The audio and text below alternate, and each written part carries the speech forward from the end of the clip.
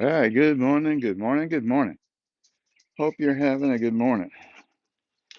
Luna and I just had a nice walk, didn't we, Luna? It's kind of overcast. It's a little cool. It's 64 out here right now, but not bad, not bad. Hope you're having a good morning. Get a little coffee in me to get me going. Mm, yeah.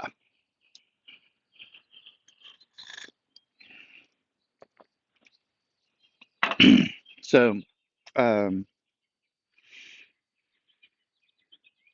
today I want to talk about AI and using it for literary reasons. Um, David Sachs, a gentleman that's on a podcast that has a couple of billionaires on it. It's an interesting podcast. You guys don't care. They have enough money. They have they just get together and talk, and they're not trying to shape things in their direction. They're out there to get uh, kind of express some opinions they have and their knowledge and their experiences. It's kind of fun. Anyways, he has a subreddit, no, not not subreddit, Substack, where he publishes a few articles. Uh, and he was looking at AI, and one of the things he thought about AI was that um, there's an opportunity here that of a hole in the knowledge base of AI, and that's in health. The AI can't have access to a lot of health information because it's controlled because of privacy concerns, or it's controlled because it was part of a study and therefore has paywalls associated with it. The information that's in the ChatGPT is public domain information and um, stuff that's put on certain social sites that are that allow the information to be reused. Um, Reddit is an example. When you post up stuff, information up there, uh, you're agreeing that what you write is can be reused or at least viewed publicly. So, anyways, he wanted it. He started thinking about it, and he started talking with the AI, ChatGPT, about the article, and asked it to kind of write up a synopsis, and it did. And he bantered back and forth with it about different ideas and asked it to get information and do some checks for him. And it did. It went out and came provided to him information and checks for a lot of this stuff. One of the things he liked was there was some data he came back with, and he says, "Yeah, this is good, but could you put it in a table format?" And it did, made a nice table format for him.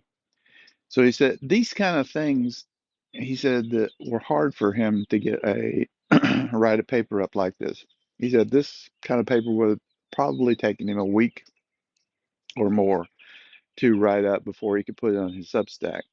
He said with ChatGPT's help, he said that really cut down to a couple of days. He had his first day of interaction. He provided that he had some colleagues review what was in the information and make some recommendations back to him. And then he finished it up with ChatGPT. And he even said that one of the things it could do is he said, instead of changing my stuff, just assume you're an editor and then just put notes and target lines so that I can uh, refer to them and decide whether or not to take the input. And it could do that.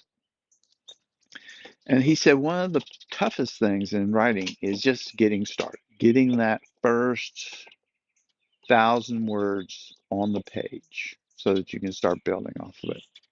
And he said with ChatGPT, he was able to start the process and rewrite the process much more simply, and it allowed him quite a bit of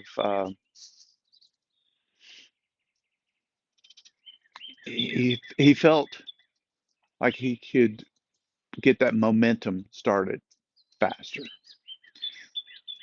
So that's what I want to express to you. I'll try to remember. I'll put a link to the podcast down below, and so that you'll have it as a reference. But that's another example of how you could use ChatGPT. Now, one of the things I'm going to try and do, I've got a friend of mine who's trying to create a RPG world for us to play in. It's a 70s grindhouse world with um, a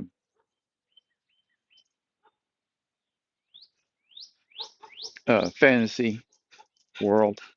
So I'm going to see if I can get a little information from him about what he wants the world to be like, and I'm going to try and create maybe text and graphics using AI to see how things look. It'll be interesting because I have Mid-Journey access, I think.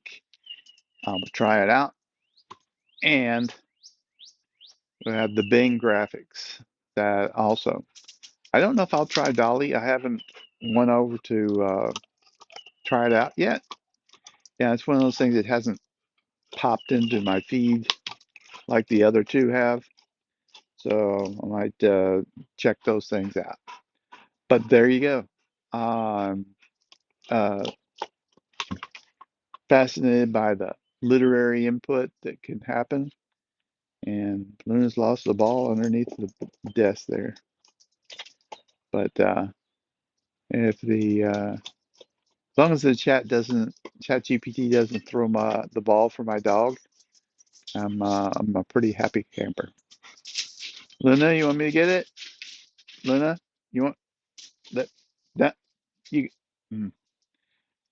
She's a gentle dog. She tries to be very gentle with stuff, but sometimes Luna,